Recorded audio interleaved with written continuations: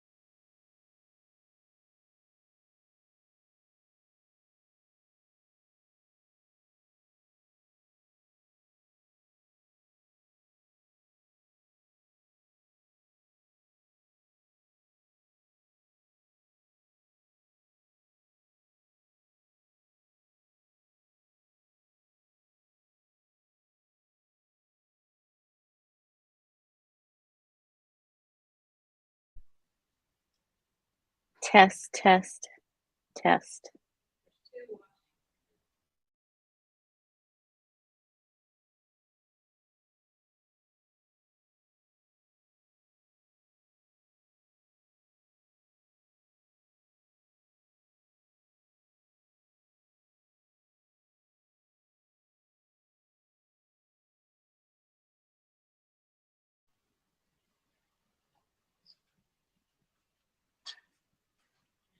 Good afternoon. This is Dina Goodwine, and our meeting will be starting shortly.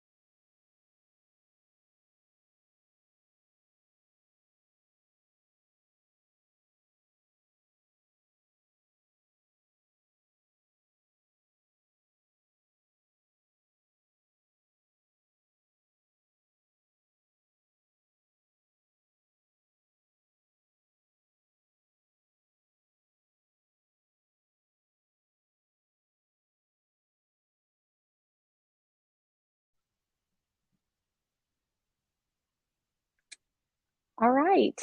Good afternoon. My name is Dina Goodwine, and I'm the Director of Workforce Development for Sylacauga City Schools. And thank you guys for being here. We've got people both in person and online, so we appreciate it. We just wanted to give you guys another opportunity to get information. And so I appreciate you being here. We had four of our partners last week here that wouldn't be able to be here today, but we're really excited about sharing this information.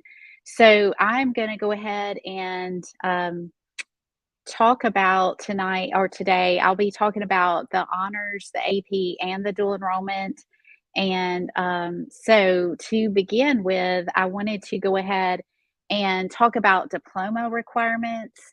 So, because that really impacts most of the time what people do. So, let's see, it's not advancing over there.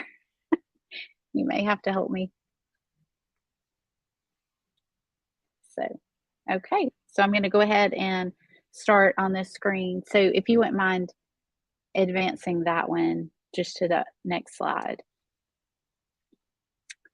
So, the first thing, there are really three diploma options, and I know this may be a little small, but it is also in the course guide, so you guys can look that up.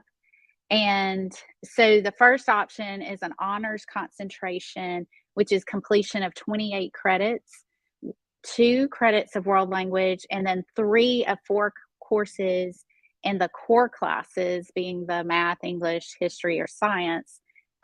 You have to have 3 of 4 courses in each of those core areas at the honors or AP levels. So that's the honors concentration. There's also a career technical education concentration where you need 3 credits in a pathway over 3 consecutive years. And then the last option is a combination of both of those. The honors and CTE concentration is completion of 28 credits, 3 career tech units in a single pathway, and then students must complete 3 of 4 courses in each core area at the honors AP level, and then also 2 credits of world language. This, we wanted to also mention weights, and what has changed for you guys is this column. Everything else is the same, but this column has changed and it will go into effect in August. So it does not apply for this school year, but it does apply for next school year. So what we found is that it was a little bit confusing to determine if it was CTE or if it, so we had different weights for dual enrollment under CTE and different weights for the core academic courses. So now we have made it across the board. Dual enrollment will be an extra quality point, and then also Project Lead the Way courses. Those are those engineering courses that Mr. Mosley teaches. Some colleges accept those courses for college credit. So therefore, it's also going to get the same weight as AP and dual enrollment. So just to kind of recap this, the honors courses, any honors course, that stays the same. You get a half quality point for those.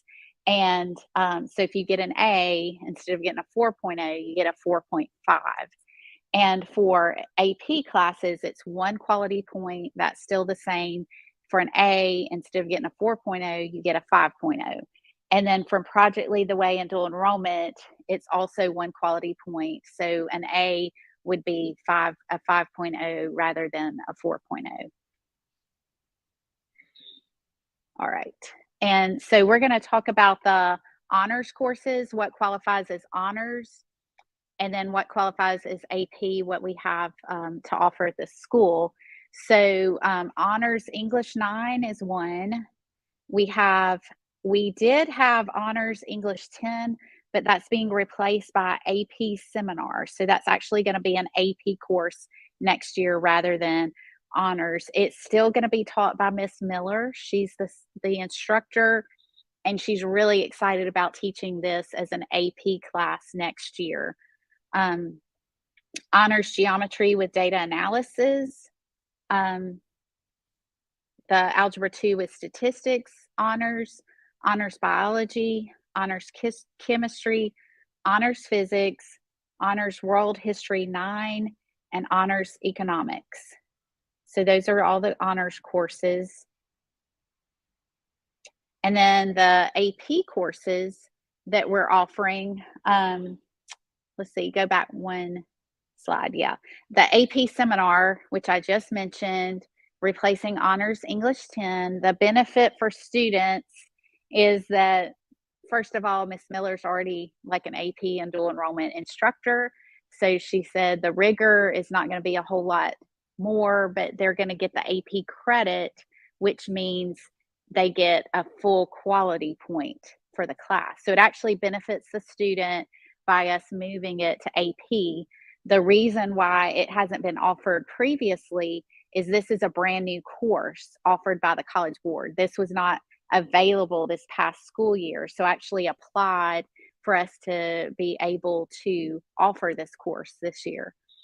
The AP English Language and Composition, AP Pre-Calculus, that is also a new course that will be offered next year.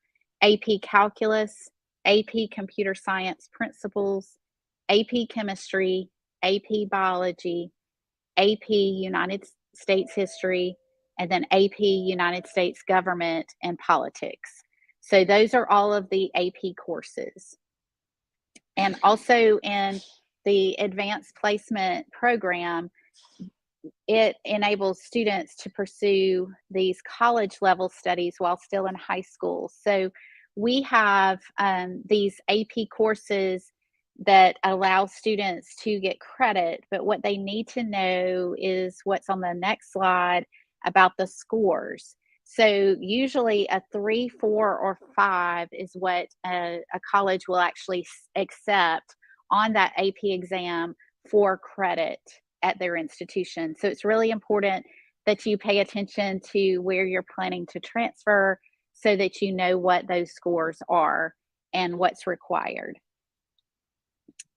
Because even within our state, we have one university that will accept a 3 and another one accepts a 4. So it's just kind of good to be aware of that. Also, on the next slide, the AP score reports, those are not available. They're actually available online, but it says that they are released in July. So it says, although most AP score reports are available in July, some reports take longer to process. And so you just have to be aware of that. But students would be able to log in to apscore.org to view their scores. And pretty much I've already talked about this next slide, the use of AP exam scores. So we do know that each college it has different requirements, but it says College Board recommends that college award credit to students who receive AP scores of 3, 4, or 5. All right, I wanted to talk about the fees, the AP fees. So each AP course does require a test that does cost money, and it is $97.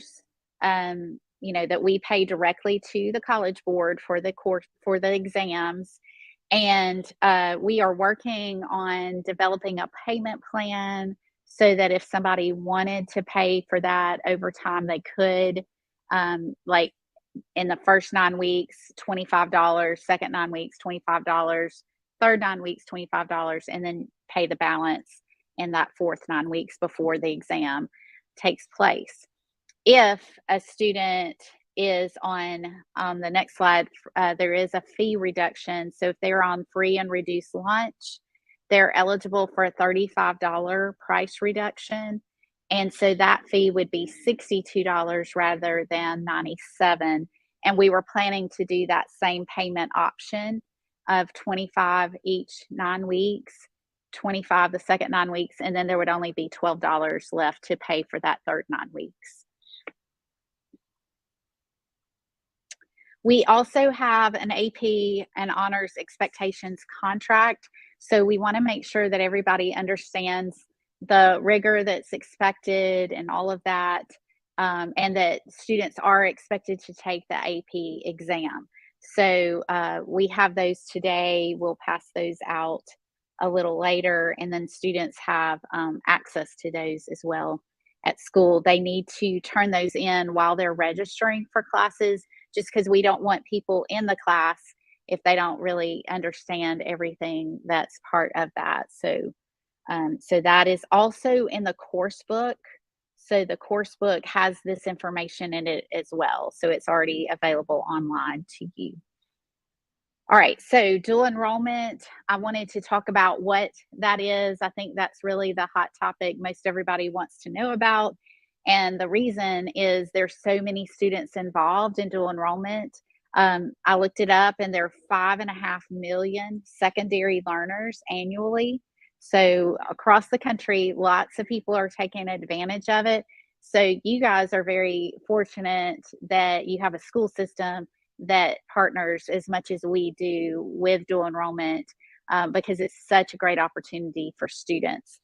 Career and technical courses make up a third of all of those 5.5 million learners. Those courses make up a third.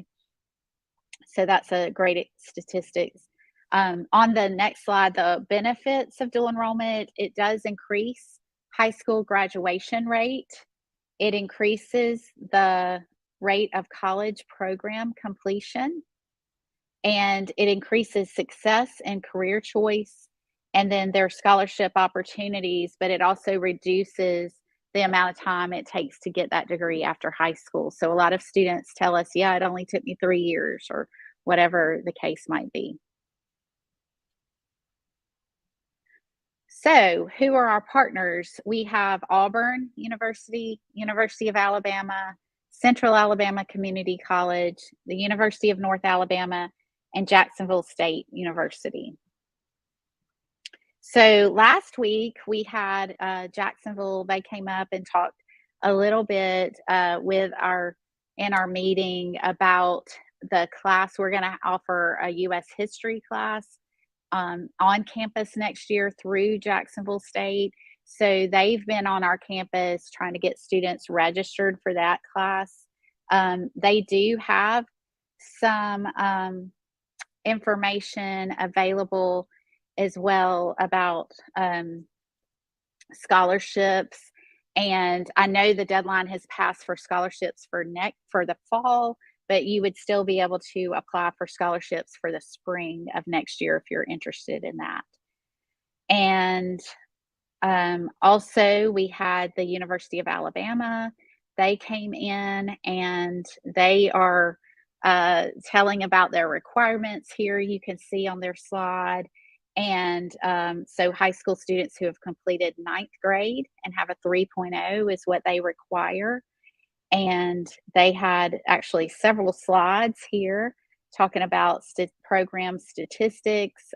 We have had students be very successful there as well. And then they have some scholarship opportunities. So for in-state and students get a discount on tuition. So the universities have become very aware of what the community colleges are charging. So they have reduced their prices compared to what you would pay after your student graduates. So they do special pricing for dual enrollment students. And then they talked about how to apply and also the important dates and deadlines. With UA, you do have to take an orientation class before you can actually apply for their courses or register for their courses. So that has to be completed. And then there is the information. You can reach out directly to Early College at ua.edu, and they have information they can share directly. Auburn First, they talked about their program as well. They do have tuition waivers they talked about for students on free and reduced lunch. So there are some opportunities there as well to take classes through their program. And we can definitely get information for you to contact them directly. Central Alabama Community College, Mary Cashin was available last week, talked to a lot of students and parents about the programs, and they have the CTE scholarship for dual enrollment. So if you're on one of those CTE paths, then you can get those courses paid at no cost, and any other courses that are on that degree pathway. And then they also have a STEM scholarship. So some of that's available on that next slide, and I'm not sure why that was slid over a little. So, but anyway, $166 per credit hour, and they are have several career tech paths. So since I can't see that, I'm not sure what happened. It worked last week, but we must have had some kind of formatting issue. But let me look this up real quick so I can say all the paths. So medical assisting technology, automotive manufacturing technology, child development, computer information science, industrial maintenance technology, and then machine shop, office administration. So they also have welding, drafting, or machining. So if you're interested in those pathways or those courses, you could take those under that CTE dual enrollment scholarship. The thing I wanted to mention about CAC, about Central Alabama Community College, is they are a little bit different from the others. So they have their deadline is coming up. So we need paperwork in this week by Friday if students are interested in dual enrollment with them. So we have some information here available that we will give out as well. So the issue there with them is that they have forms that have to be completed, and we have to get those submitted with transcripts this month to secure students spots for the fall. So that deadline is imminent. If you're looking at one of the others, those deadlines are a little bit more generous, so we have a little bit more time, but it still needs to be completed this school year. So we still need to get that together as soon as possible. So there, I wanted to talk about really on the next steps. This is mainly for CAC, and mainly because we have over 100 students that go to Central Alabama Community College. We just have a handful that go to the others. So, so a lot of the information here is more for them, but I'll try to tailor it both ways. But if you're going to CAC, you need to make sure you have, first of all, time in your schedule, because some courses like welding and machining and industrial electronics, those are actually in person. So our students drive to the campus at Childersburg. In a few cases, we've had classes at Alex City, but almost all of the classes, in-person classes, are at Childersburg.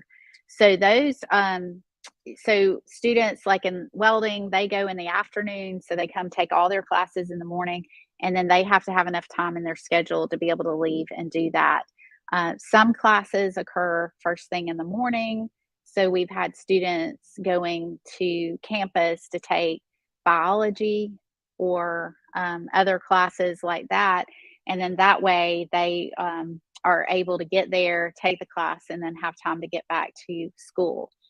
So make sure you have time in your schedule. Then you can, and you can do this today, you can go ahead and apply to be admitted to, and it doesn't matter if we're talking about Auburn, Alabama or CAC, but you can go on their website and go ahead and apply, because a lot of people get that all confused, because you got to have an application before you can actually enroll in the courses. So that can be completed today. So you can go online and apply to that college or university, and then complete the dual enrollment form and submit that to the counselor. So on CAC's website, they kind of have this spelled out and they have the form available there. And then we also have it available in the guidance office as well. And then the counselor will have to send a transcript as well. So, really, when you turn in that form to the counselor, that's going to let them know that you need a transcript. Now, if you're an existing dual enrollment student, you don't have all those steps. You don't have to apply because you're already admitted. You just have to complete the dual enrollment form and request the transcript from the counselor. So it's a little bit easier. The main difference between CAC with Central Alabama Community College and our other partners is with CAC, you fill out this form, turn it into, and there has to be there's a student signature and a parent signature that's required. And then we have two signatures internally that we have to add to that form. For the others, you actually go online and select your courses. So you enroll in courses just like a regular college student would. You're just doing it as a dual enrollment student. And let me mention also, you need to be admitted to CAC as a dual enrollment student, not as a freshman.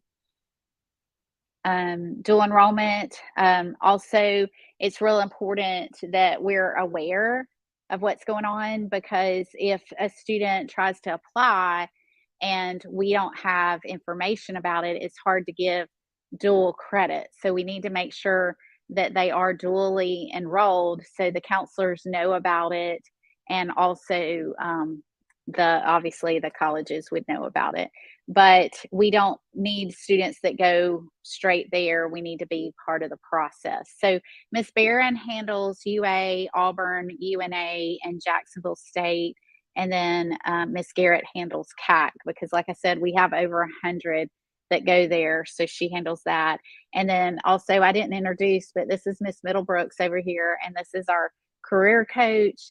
And she helps out with some of this as well, but ultimately it has to go through the counselor's office. And then, of course, I'm Miss Goodwine, so I can assist as well. But that's the main thing on that. And then the next is a little bit related. So if a student gets in dual enrollment and they see for whatever reason they're just not doing well, like, oh, this is much harder than I thought, I don't have a good grade, I don't want this to be on my transcript, because that's something you got to think about. This is going to be on their transcript forever. So if they decide to drop the class, that's fine. And we would encourage that, because we don't want a student that's that young having a bad grade starting out. That's not a good thing. So we want that to happen. What we don't want to happen, though, is for them to drop a class, we don't know about it, and then they're trying to graduate and they're missing an English or a science or a history or whatever it is, and they're not going to be able to graduate. That's a problem. So we need to know whatever is going on with their schedule. So it's extremely important that they communicate with the counselors, either Miss Barron or Miss Garrett, to get approval to drop that class, and just to make sure that they don't need to get some other class on their schedule, because like I said, they could miss a graduation requirement, and that's quite important. As far as once they're a dual enrollment student, first of all, when you do apply, like I was mentioning earlier, they're going to get an email that will talk about their how to get logged in and all that information once they're accepted. So they need to check that and be sure to know how to log in, and keep up with that password and that kind of thing. But secondly, email is the official correspondence when you're in college. So instructors, deans, and any kind of college personnel, you might call and talk to somebody, but they're going to need it in writing from your email account, because that justifies that message is from you. So they really rely on email to communicate. So students really need to be checking that daily, because also their instructors or other people in the college, that's how they'll communicate with them. They also need to check Blackboard or Canvas. So if they are in an in-person class, they still may have things on their learning management system. And it's not Google Classroom, but it's going to be Blackboard or Canvas or something like that. So they need to be checking that daily as well. So I consider that like their attendance. So I know that they may only go Monday and Wednesday, but they still need to be checking that every day and making sure that some announcement hasn't been sent out on Tuesday about class on Wednesday. So it is important. And they're also responsible for reading the syllabus. So it is important. Most of the instructors are going to kind of spell out what's expected, when things are due, how the course is going to proceed. So they do need to keep that syllabus handy throughout the term of that course. And then the last thing that has been an issue is just finals. When they get ready to take finals, they just need to communicate with us. Of course, we're going to let them go if they need to go take a final, but they need to schedule that with a school so that they can be released from their teacher's class if necessary. A lot of times it just occurs during their regular dual enrollment time, but I think there have been a few cases where they're taking an online course, but then they have to go in person to take an exam. So they just need to communicate with us just to make sure they have time to be free to go do that. So, so I just put here, be sure to communicate your final exam schedule with your counselor and the front office staff, and make sure that your teacher's aware that you'll be missing a class for a college final. So just basic communication helps with all of that. So, all right. Well, I know that if you have further questions, of course, Miss Barron and Miss Garrett, they are helping students. They've been doing it for weeks, trying to get these students registered for classes for next year. So they are more than happy to help. I can also address any questions that you may have. So I do have I'm going to change this so online they can see my email address a little better. But I do have my email address here, and then Miss Barron and Miss Garrett's email as well. So um, that is most of the information that I wanted to share, but I do have a couple of questions. Let's see, there says something about an AP Environmental Science, and I know that class had been discussed, but it was not actually put on the schedule for next year. So, so that is a course that you might want to find another substitute class for. So you could sub in a dual enrollment class or another AP class that might be available. But we do have a lot of students that take the dual enrollment biology.